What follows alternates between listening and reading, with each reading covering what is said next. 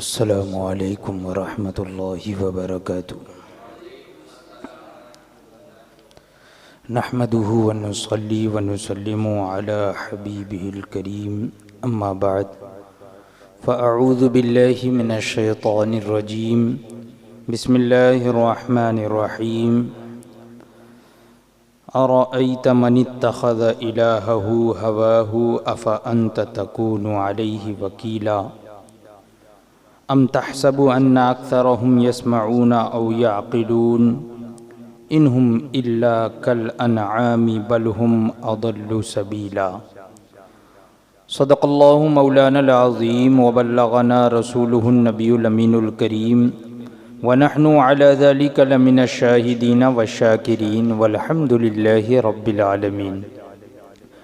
آئیے سب سے پہلے آقائے نامدار مدنی تاجدار روحی فدا جناب احمد مجتبی محمد مصطفیٰ صلی اللہ تعالی علیہ وسلم کی بارگاہ بے کس پناہ میں ہدیہ درود نچھاور کریں۔ اللہم صلی علی سیدنا و مولانا محمد معدن الجود والکرم وعلی آلہ واصحابہ وبارک وسلم صلاة و سلام علیک یا سیدی یا رسول اللہ صلی اللہ تعالی علیہ وسلم۔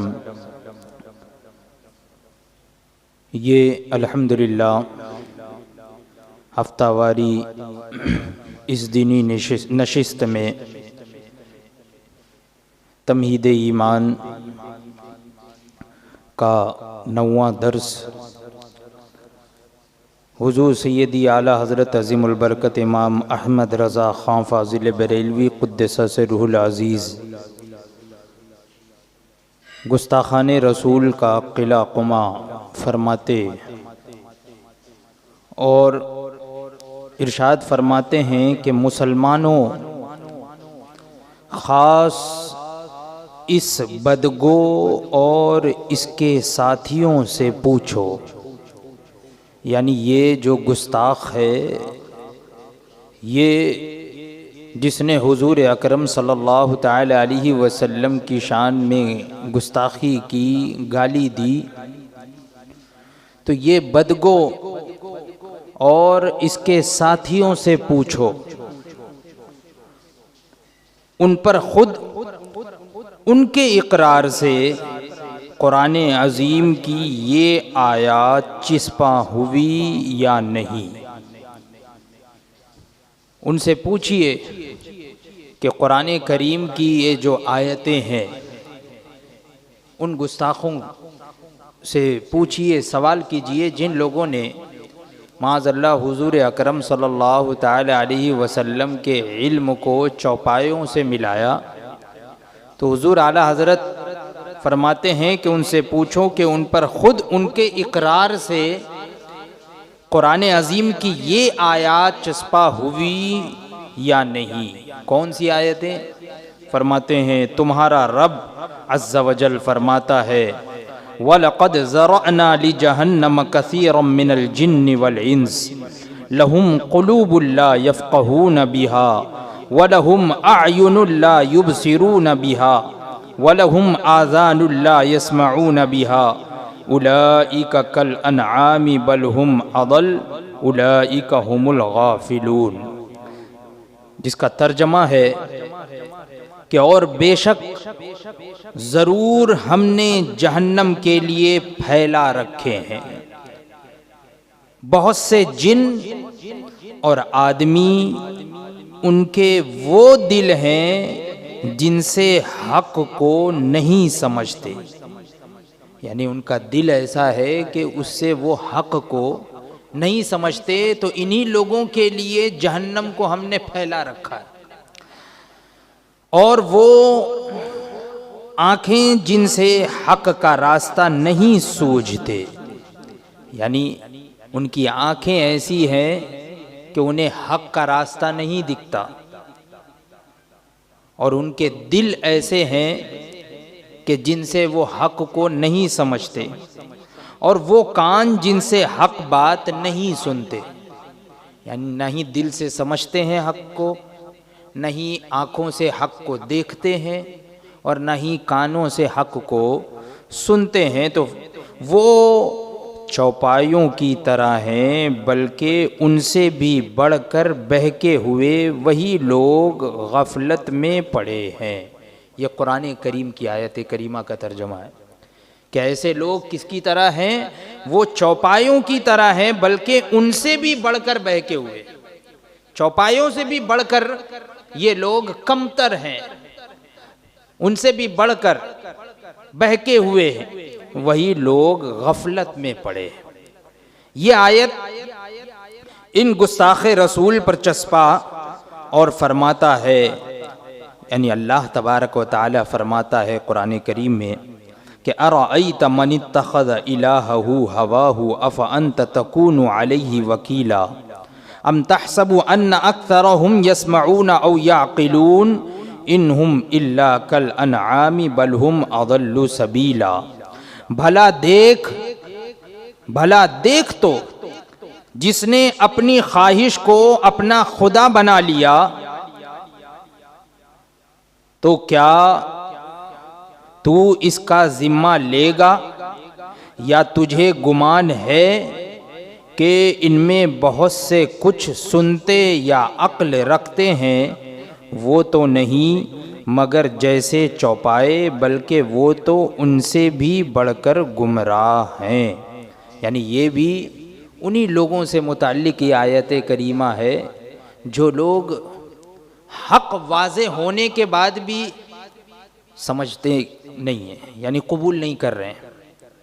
حق واضح ہو گیا لیکن قبول نہیں کر رہے ہیں، دیکھ نہیں رہے ہیں، حالانکہ سامنے ہے۔ حضور اکرم صلی اللہ تعالی علیہ وسلم کی ذات گرامی سامنے ہے، حضور نے اعلان نبوت فرمایا، لیکن ابو جہل وغیرہ جیسے گستاخ ان لوگوں نے حضور کو دیکھا لیکن انہوں نے سمجھا نہیں، حق کی نگاہ سے دیکھا نہیں۔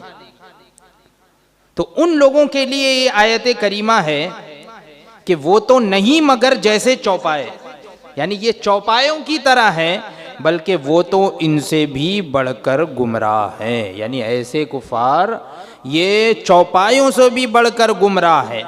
یہ دو آیات کریمہ حضور اعلی حضرت نے ذکر فرمائی۔ اب وہ ذہن میں رکھیے گا کہ اس بدبخت اشرف علی تھانوی نے کیا کہا تھا۔ حضور اکرم صلی اللہ تعالی علیہ وسلم کے علم کو چوپایوں کے برابر معاذ اللہ اس نے بتایا تھا۔ اب وہ عبارت ذہن میں رکھیے، اس نے جو گستاخی کی، جو گالی دی، اب یہ آیت کریمہ اسے بھی ذہن میں رکھیے۔ اعلیٰ حضرت فرماتے ہیں کہ ان بدگویوں نے چوپایوں کا علم تو انبیاء علیہم السلام کے علم کے برابر مانا۔ ان لوگوں نے اپنی کتابوں میں کیا لکھا؟ حضور اکرم صلی اللہ تعالی علیہ وسلم اور دیگر انبیاء کرام علیہم السلام کے علم کو چوپایوں کے برابر ان لوگوں نے مانا۔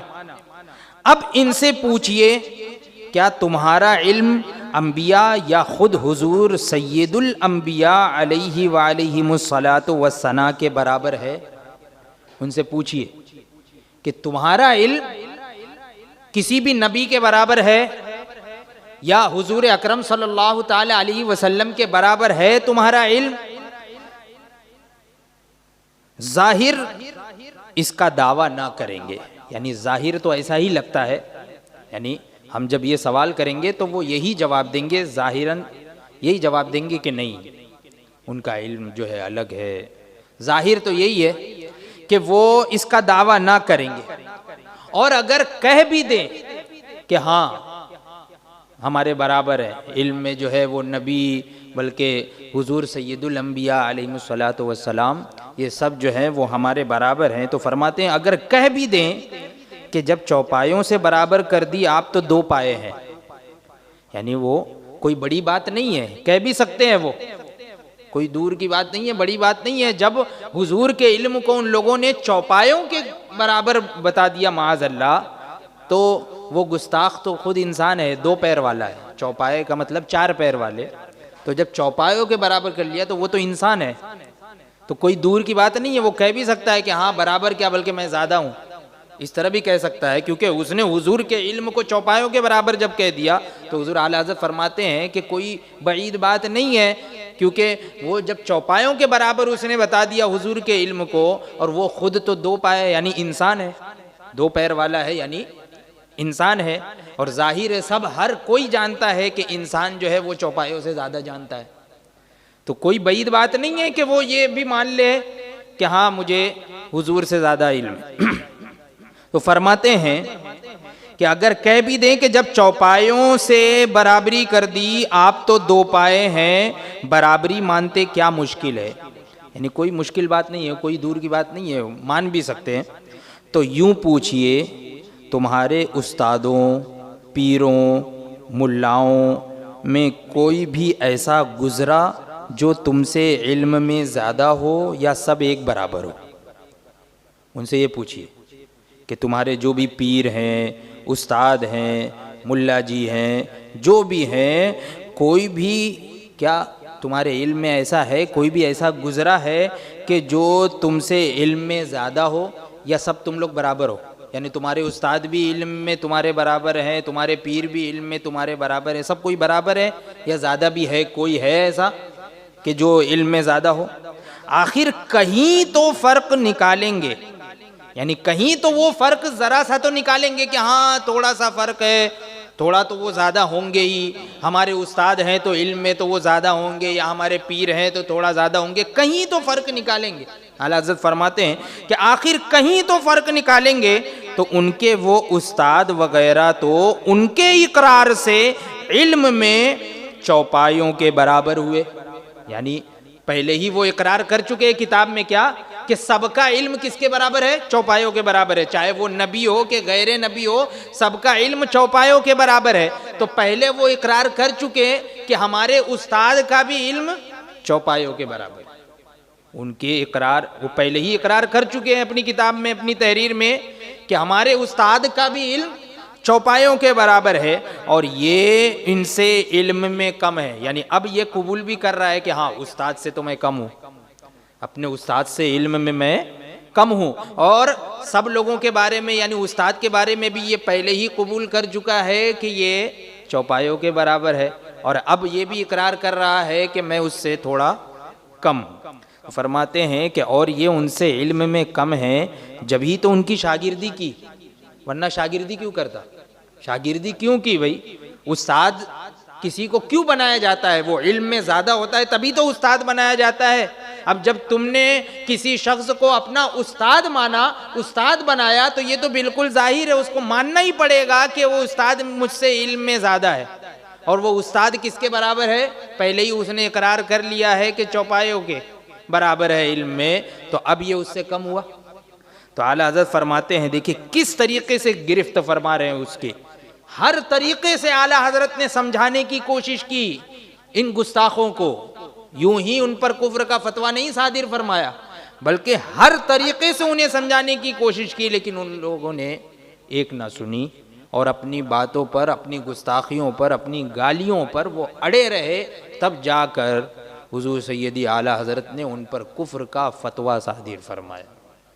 اور یہ چونکہ یہ حق تھا کہ حضور اعلیٰ حضرت یہ جو حق ہے، جو سچ ہے، وہ حکم صادر فرمائیں، کیونکہ آپ مفتی ہیں، آپ حکم لگانے والے قاضی ہیں، مفتی ہیں۔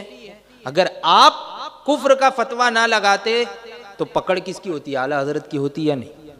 تو اعلیٰ حضرت نے کفر کا فتویٰ یہ یوں ہی فوراً نہیں لگا دیا سنتے ہی، جیسے آج کل عام طور پہ چلتے پھرتے کسی سے کچھ سن لیا، فوراً اس سے نہ تصدیق کی جاتی ہے کہ بھئی ہاں تم نے ایسا کہا ہے یا نہیں کہا ہے، فوراً اس کا نام لے کر، ایک تو ہوتا ہے کہ بھئی کسی نے کہا ہو تو یہ کفریہ جملہ ہے، لیکن اگر کسی کے بارے میں جب تک کہ تصدیق نہ ہو جائے ثبوت شرعی سے کہ ہاں اس نے کہا ہے، تب تک کہ آپ اس پر کفر کا حکم نہیں لگا سکتے ہو، اس سے آپ تصدیق کیجئے پہلے کہ ہاں آپ نے کہا ہے۔ اب وہ اقرار کرے کہ ہاں میں نے یہ کہا ہے، اب اس سے اگر آپ کہیں کہ بھئی تمہارا یہ جملہ کفریہ ہے، آپ اس سے توبہ کرو، اگر وہ توبہ کر لے تو صحیح بات ہے، اگر وہ اڑا رہے تب فتویٰ صادر کیا جائے گا کہ ہاں یہ فلاں اس وجہ سے کافر ہے۔ آج کل تو بہت زیادہ جو ہے وہ یہ فتویٰ دینا بھی ایڈوانس ہو گیا ہے، اور لوگوں پر نام لے لے کر کفر کا فتویٰ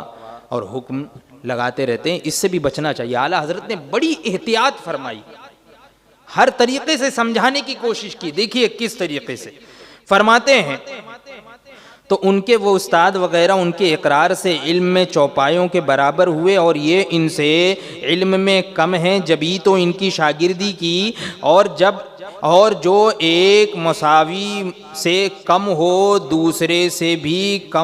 دوسروں سے بھی ضرور کم ہوگا۔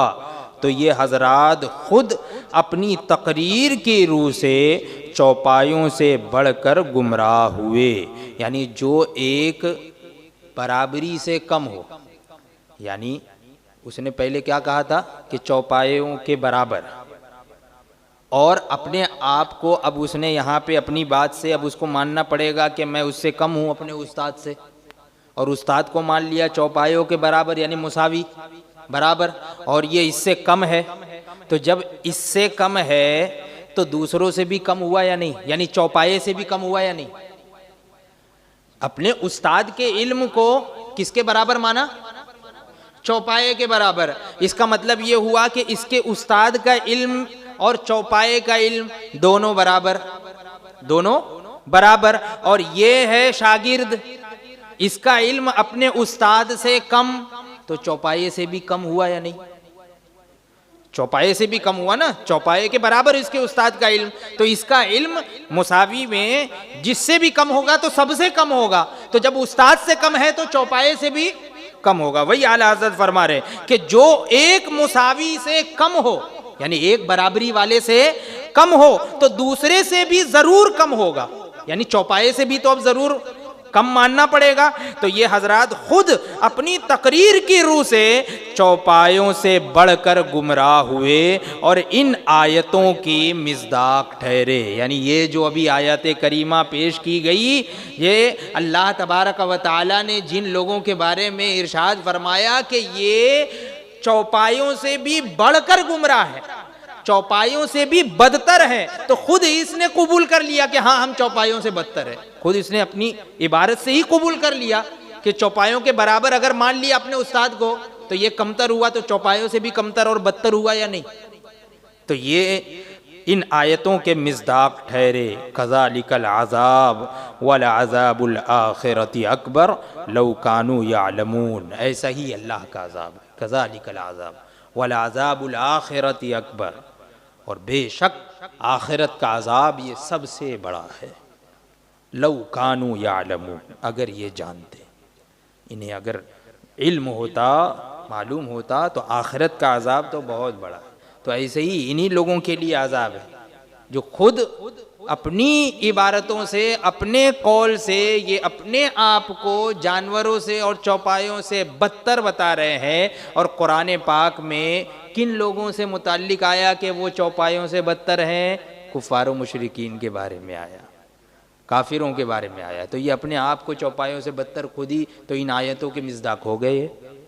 اعلیٰ حضرت فرما رہے مسلمانوں، یہ حالتیں تو ان کلمات کی تھیں جن میں انبیاء کرام و حضور پرنور سید الانام علیہ الصلاۃ والسلام پر ہاتھ صاف کیے گئے، یعنی حضور اکرم صلی اللہ تعالیٰ علیہ وسلم اور انبیاء کرام علیہم السلام کی شان میں گستاخیاں کی گئی اور جو عبارتیں لکھی گئی، تو یہ حالت تو ان کی ان باتوں پر تھی، ان اقوال اور ان کلمات کے بارے میں تھی۔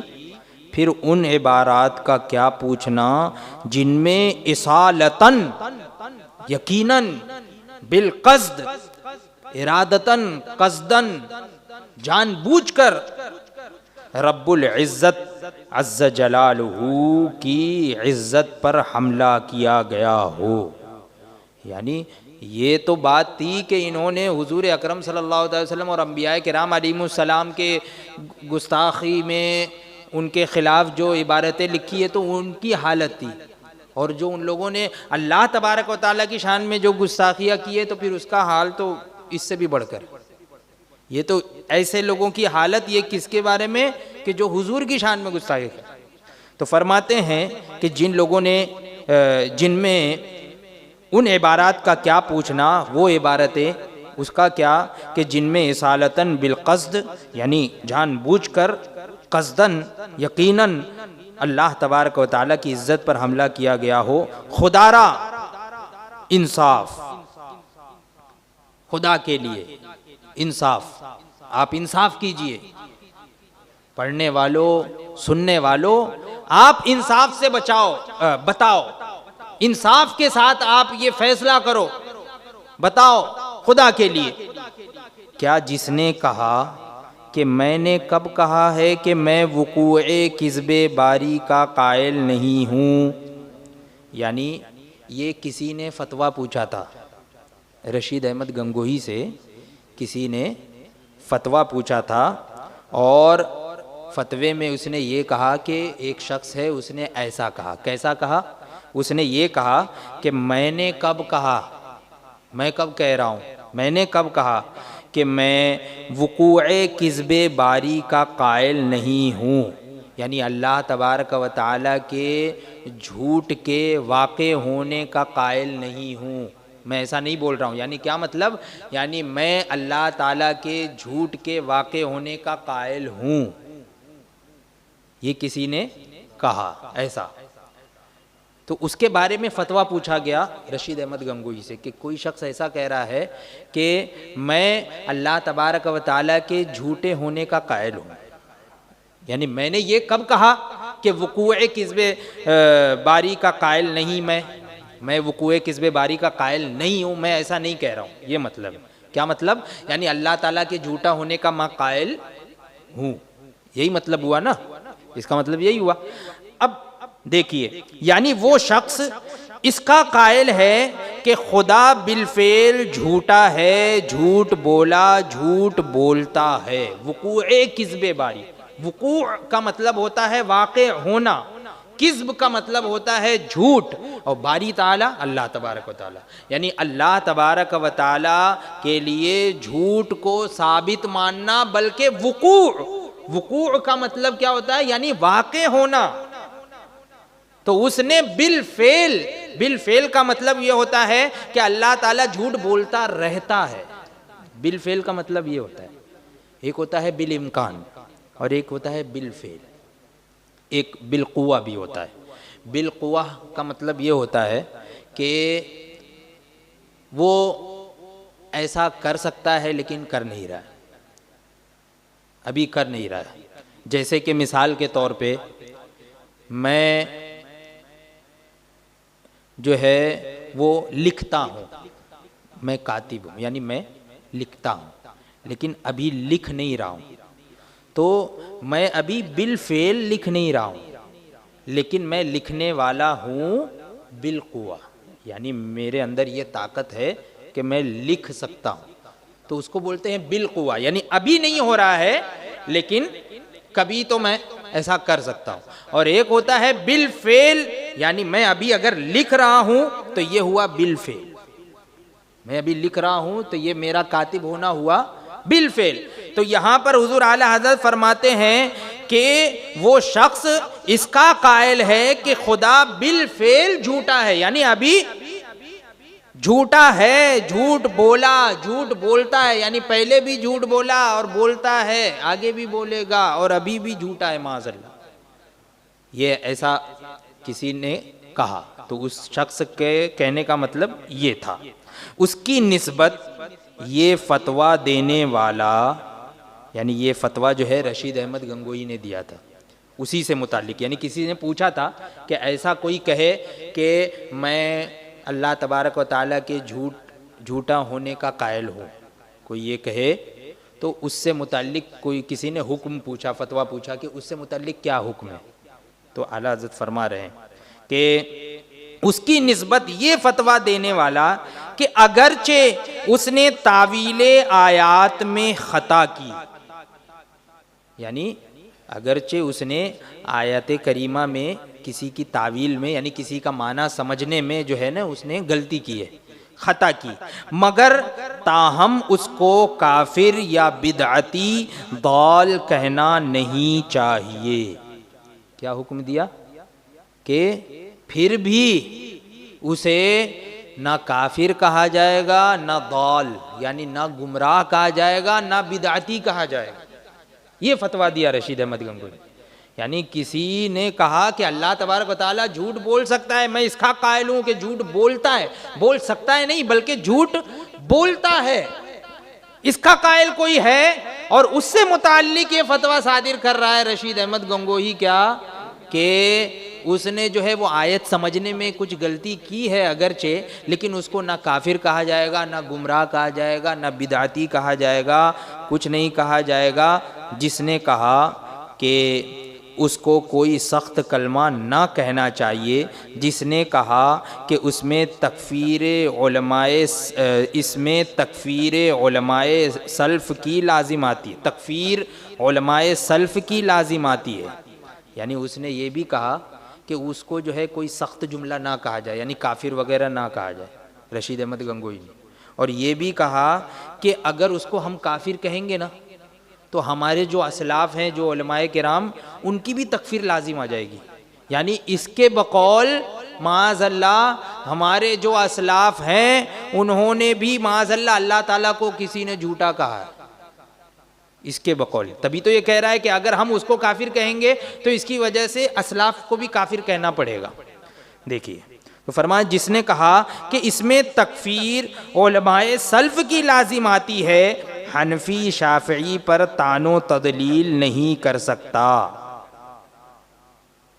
حنفی شافعی پر طعن و تضلیل نہیں کر سکتا، یعنی جس طریقے سے حنفی شافعی میں اختلاف ہوتا ہے، حنفی شافعی میں کہ بھئی حنفیوں کے نزدیک یہ فرض ہے، یہ واجب ہے، یہ سنت ہے، نماز میں یہ چیزیں ضروری ہیں، نماز میں ہاتھ کہاں باندھنا ہے، نماز میں زور سے آمین کہنا ہے امام کے پیچھے یا آہستہ آمین کہنا ہے، امام کے پیچھے سورہ فاتحہ پڑھنا ہے یا نہیں پڑھنا ہے، یہ جو اختلاف ہے نا حنفی شافعی وغیرہ کا، تو یہ بدبخت اسی اختلاف سے اس کو ملا رہا ہے کہ ایسے ہی یہ بھی اختلاف ہے، یعنی ہمارے علماء نے اس میں اختلاف کیا ہے کہ کچھ لوگ یہ کہتے ہیں کہ اللہ تعالیٰ جھوٹ بولتا ہے اور کچھ لوگ کہتے ہیں کہ نہیں بولتا ہے، یعنی یہ اختلاف ہے معاذ اللہ۔ اس نے کیا کہا کہ جیسے حنفی شافعی کا اختلاف ہے ویسے ہی اللہ تعالیٰ کے جھوٹا ہونے میں بھی اختلاف ہے معاذ اللہ، یعنی بعض لوگ معاذ اللہ اللہ تعالیٰ کو جھوٹا کہتے ہیں اس کے قول کے مطابق، تو وہی اعلیٰ حضرت فرما رہے ہیں کہ خدا کو معاذ اللہ جھوٹا کہنا بہت سے علماء سلف کا بھی مذہب تھا، یہ اختلاف حنفی شافعی کا سا ہے، یعنی اس نے یہ کہا کہ بہت سا اس میں اختلاف ہے علماء کا، اور یہ اختلاف جو ہے نا وہ حنفی اور شافعی جیسا ہے، جیسے حنفی شافعی کا اختلاف ہے ویسے ہی یہ بھی اختلاف ہے، کسی نے ہاتھ ناف سے اوپر باندھے، کسی نے نیچے، ایسا ہی اسے بھی سمجھو کہ کسی نے خدا کو سچا کہا، کسی نے جھوٹا، لہٰذا ایسے کو تدلیل و تفسیق سے معمون کرنا چاہیے، یعنی اس کی گمراہی کا حکم نہیں دینا چاہیے، فاسق کا بھی حکم نہیں دینا چاہیے۔ یہ فتویٰ دیا اس نے کہ جس نے اللہ تبارک و تعالیٰ پہ ایسا الزام لگایا، ایسی گستاخی کی اللہ کی شان میں، اس کو کفر تو دور کی بات ہے، اس کی تدلیل بھی نہ کی جائے، یعنی اس کو گمراہی کا بھی حکم نہ لگایا جائے بلکہ فاسق کا بھی حکم نہ لگایا جائے، اس کی تدلیل و تفسیق بھی نہ کی جائے، یہ کہہ رہا ہے۔ یعنی جو خدا کو جھوٹا کہے اسے گمراہ کیا معنی گنہگار بھی نہ کہو، یعنی گنہگار کا معنی بھی اس کے اندر نہیں ہے، یہ مطلب ہوا اس کا۔ کیا جس نے یہ سب تو اس مکذب خدا کی نسبت بتایا، یعنی اس نے کس کے بارے میں حکم بتایا؟ جس نے اللہ تبارک و تعالیٰ کو جھوٹا کہا، مکذب یعنی جھوٹا کہنے والا، تو جس نے اللہ تبارک و تعالیٰ کو جھوٹا کہا اس سے متعلق اس نے ایسا کہا، یہ سب، اور یہی خود اپنی طرف سے باوصف اس بے معنی اقرار کے کہ قدرت علی الکذب مع امتناع الوقوع مسئلہ اتفاقیہ ہے، صاف صریح کہہ دیا کہ وقوع کذب کے معنی درست ہو گئے، یعنی اس نے اپنی طرف سے بھی اقرار کر لیا کیا کہ کذب پر قادر ہونا یعنی جھوٹ پر قدرت اللہ تبارک و تعالیٰ جھوٹ بول سکتا ہے، جھوٹ پر قدرت مع امتناع الوقوع، یعنی وہ جھوٹ بولتا نہیں ہے لیکن جھوٹ بول سکتا ہے، اور یہ مسئلہ اتفاقیہ ہے، اس نے کہہ دیا کہ سب کا اس میں اتفاق ہے، معاذ اللہ، یعنی تمام علماء کا اس میں اتفاق ہے اس مسئلے پر کہ اللہ تعالیٰ جھوٹ بولتا نہیں ہے لیکن جھوٹ بول سکتا ہے، اس پہ سب کا اتفاق ہے، اس نے ایسا کہہ دیا، معاذ اللہ رب العالمین۔ تو فرماتے ہیں صاف صریح کہہ دیا کہ وقوع کذب کے معنی درست ہو گئے، یعنی جھوٹ کے واقع ہونے کا معنی جو ہے وہ صحیح ہے، یعنی جھوٹ ہو بھی سکتا ہے۔ جب اس نے خود مان لیا، کہہ دیا کہ یہ تو بالاتفاق یہ مسئلہ ہے سب کے نزدیک ہے، معاذ اللہ، اس نے یہ کہہ دیا کہ معاذ اللہ سب کے نزدیک ایسا ہے کہ اللہ تعالیٰ جھوٹ بول سکتا ہے لیکن جھوٹ بولتا نہیں ہے، تو جھوٹ بول سکتا ہے، تو ایک طریقے سے اس نے جھوٹ کے وقوع کا اقرار کیا یا نہیں، یعنی جھوٹ واقع ہونے کا اقرار تو کر لیا اس نے، ممکن مان لیا نا، ممکن الوقوع، یعنی اس کا واقع ہونا ممکن ہے۔ وہ فرماتے ہیں کہ یعنی یہ بات ٹھیک ہو گئی کہ خدا سے کذب واقع ہوا، کیا یہ شخص مسلمان رہ سکتا ہے؟ کیا ایسا شخص مسلمان رہ سکتا ہے؟ آپ بتائیے، اعلیٰ حضرت دریافت فرما رہے ہیں، کیا ایسا شخص مسلمان رہ سکتا ہے؟ کیا جو ایسے کو مسلمان سمجھے خود مسلمان ہو سکتا ہے؟ اللہ تبارک و تعالیٰ کو جھوٹا قرار دے دینا اور ممکن مان لینا بلکہ جھوٹا قرار دے دینا، یعنی یہ قبول کر لینا، اقرار کر لینا کہ ہاں وہ جھوٹا ہے، معاذ اللہ، اللہ تبارک و تعالیٰ جھوٹ بولتا ہے، اس کا اقرار کر لینا، تو کیا ایسا کہنے والا مسلمان ہو سکتا ہے؟ یا ایسا کہنے والے کو جو مسلمان سمجھے وہ بھی کیا مسلمان ہو سکتا ہے؟ ہرگز نہیں مسلمان ہو سکتا۔ مسلمانوں، خدا را انصاف، ایمان نام کاہے کا تھا؟ ایمان کس کا نام تھا؟ بھول گئے؟ ایمان نام کس کا تھا؟ ایمان نام کاہے کا تھا؟ تصدیق الہی کا۔ ایمان کس کا نام تھا؟ اللہ تبارک و تعالیٰ کو سچا ماننا، یہی تو ایمان ہے۔ ایمان اسی کا نام ہے، تصدیق کرنا، اللہ تبارک و تعالیٰ کو سچا ماننا، اور تم جھوٹا مان رہے ہو تو ایمان کاہے کا؟ ایمان تو نام ہی ہے تصدیق الہی۔ فرماتے ہیں ایمان نام کاہے کا تھا؟ تصدیق الہی کا۔ تصدیق کا صریح مخالف کیا ہے؟ یعنی سچا، اس کا اپوزٹ کیا ہے؟ سچا کا اپوزٹ کیا ہے؟ مخالف۔ مخالف کا مطلب اپوزٹ۔ تو تصدیق کا صریح، صاف طور پہ سچا کا، سچائی کا، سچ بولنے والے کا، سچ بولنے کا جو اپوزٹ ہے، جو مخالف ہے، صریح طور پر سب پہ ظاہر ہے، وہ کیا ہے؟ سچا کا مخالف کیا ہوتا ہے؟ جھوٹا۔ تو وہی اعلیٰ حضرت فرماتے ہیں کہ تصدیق کا صریح مخالف کیا ہے؟ تکذیب۔ تکذیب، تکذیب کا مطلب یعنی کسی کو جھوٹا بنانا، جھٹلانا، کسی کو جھوٹا بنانا۔ تو ہم نے اللہ تبارک و تعالیٰ کو سچ مانا تو یہی تو ایمان ہے، اور اسی کا اپوزٹ ہے، اسی کا مخالف ہے تکذیب۔ تصدیق اور اس کا اپوزٹ ہے تکذیب۔ تو آپ نے جب تکذیب مان لیا تو کیا آپ ایمان والے رہے؟ اللہ تبارک و تعالیٰ کے لیے آپ نے جھوٹ باندھ دیا، آپ نے اللہ تبارک و تعالیٰ کو جھوٹا قرار دے دیا، تو یہ تکذیب الہی ہوا، تصدیق الہی نہیں ہوا، اس کا اپوزٹ ہو گیا۔ تو اعلیٰ حضرت وہی فرما رہے ہیں تکذیب کے کیا معنی ہے۔ اگر تم کو نہیں سمجھ میں آ رہا ہے تو اب بھی سمجھ لو تکذیب کا کیا مطلب ہے، تکذیب کے کیا معنی ہے۔ کسی کی طرف کذب منسوب کرنا، اس کا نام ہے تکذیب۔ کسی کی طرف جھوٹ منسوب کرنا، یہی ہے تکذیب۔ اور کسی کی طرف جھوٹ منسوب کرنا جب تکذیب ہے، اور یہ اپوزٹ کس کا ہے؟ تصدیق کے۔ اور ایمان نام کس کا ہے؟ تصدیق کا، اور اس کا اپوزٹ ہے تکذیب۔ اور تکذیب کسے کہتے ہیں؟ کسی کی طرف جھوٹ منسوب کرنا۔ تو اس شخص نے اللہ تبارک و تعالیٰ کی طرف جھوٹ منسوب کیا تھا؟ تو اس نے وہ تکذیب کا قائل ہوا اور تم نے اس کے قول کو مان لیا اور یہ بھی کہہ دیا کہ وہ نہ کافر ہے نہ گمراہ ہے نہ فاسق ہے، کچھ بھی نہیں ہے، بلکہ بعض علماء نے بھی ایسا مانا ہے اگر ہم اس کو کافر کہیں گے تو ہمارے اسلاف کو بھی کافر کہنا پڑے گا معاذ اللہ۔ تو اس کا مطلب تم بھی اقرار کر رہے ہو معاذ اللہ کہ اللہ تبارک و تعالیٰ جھوٹا ہے، تو تم بھی تکذیب کے قائل ہوئے، اور تکذیب اپوزٹ ہے تصدیق کے، اور تصدیق نام ہے ایمان کا۔ تو کیا تکذیب کرنے والا وہ ایمان والا ہوا؟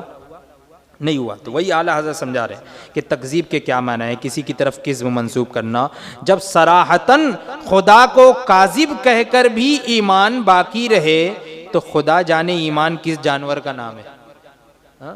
اللہ تبارک و تعالیٰ کو جھوٹا کہہ کر بھی اگر ایمان باقی ہے تو پھر پتہ نہیں پھر تمہارے نزدیک ایمان نام کس کا ہے؟ تو فرماتے ہیں اعلیٰ حضرت کہ کسی کی طرف کذب منسوب کرنا، جب تکذیب کے کیا معنی ہے؟ تو تکذیب کا معنی یہ ہے، فرماتے ہیں کسی کی طرف کذب منسوب کرنا یعنی جھوٹ منسوب کرنا، جب صراحتاً خدا کو کاذب کہہ کر بھی ایمان باقی رہے۔ صراحتاً، صراحت کے ساتھ اس نے کہا نا، اس شخص نے صراحت کے ساتھ کہا تھا کہ اللہ تبارک و تعالیٰ جھوٹا ہے معاذ اللہ، صراحتاً اس نے کہا تھا۔ تو جب صراحتاً خدا کو کاذب کہہ کر بھی اگر ایمان باقی رہے تو خدا جانے ایمان کس جانور کا نام ہے؟ پھر تو معلوم نہیں پھر کہ تمہارے نزدیک ایمان نام کس کا ہے، جب اللہ تبارک و تعالیٰ کو ہی تم جھوٹا کہہ رہے ہو معاذ اللہ۔ خدا جانے ایمان کس جانور کا نام ہے، خدا جانے مجوس و ہنود و نصارہ و یہود کیوں کافر ہوئے۔ تب تو ہم کو تو پھر کسی کو بھی کافر ہی نہیں کہنا چاہیے، چاہے وہ ہندو ہو کہ یہودی ہو کہ نصرانی ہو کہ مجوسی ہو، کوئی بھی ہو، وہ کافر کیوں ہوا؟ تکذیب کرنے کی وجہ سے تو کافر ہوا نا، جھٹلانے کی وجہ سے کافر ہوا، جھوٹا بنانے کی وجہ سے ہی تو کافر ہوا۔ اس نے تصدیق نہیں کی بلکہ تکذیب کی، اور تم تکذیب کی ہی جو ہے وہ وکالت کر رہے ہو، تکذیب کے ہی قائل ہو۔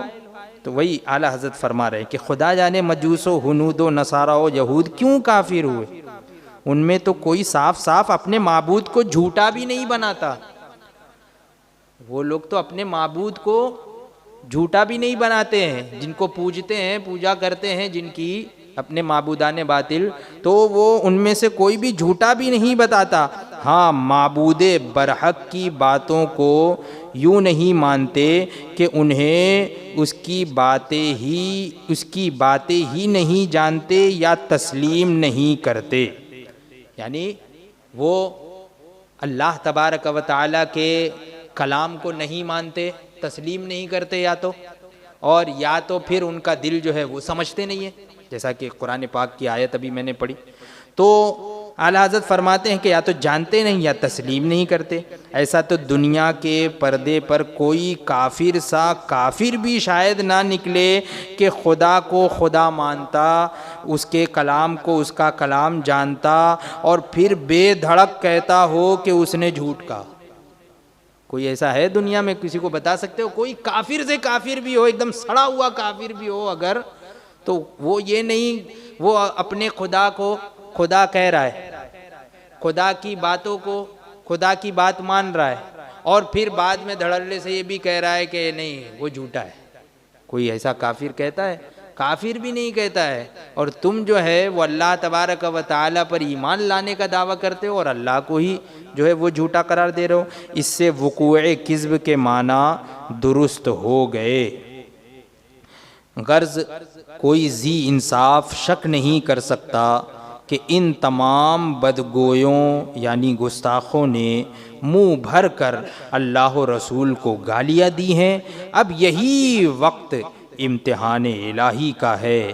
واحد قہار جبار عز جلالہ سے ڈرو، اور وہ آیتیں کہ اوپر گزری پیش نظر رکھ کر عمل کرو۔ آپ تمہارا ایمان تمہارے دلوں میں تمام گستاخوں سے نفرت بھر دے گا۔ ہرگز اللہ و رسول اللہ جل وعلا و صلی اللہ تعالی علیہ وسلم کے مقابل ان کی حمایت نہیں کرنے دے گا۔ تم کو ان سے گھن آئے گی، نہ کہ ان کے پچ کرو اللہ و رسول کے مقابل ان کی گالیوں میں محمل و بیہودہ تعویلیں گڑھو۔ یہ اعلیٰ حضرت نے فرمایا کہ یہ باتیں اگر تمہیں سمجھ میں آ جائیں گی تو پھر خود بخود تم ان سے گھن کرنے لگو گے، ان سے دور رہو گے کہ کتنے بدگو، کیسے گستاخ ہیں، کہ اللہ تبارک و تعالیٰ کی شان میں بھی گستاخی کی، انبیاء کرام علیہم السلام کی شان میں بھی گستاخی کی۔ انشاءاللہ تبارک و تعالیٰ آئندہ یہی درس اب آگے جاری رہے گا۔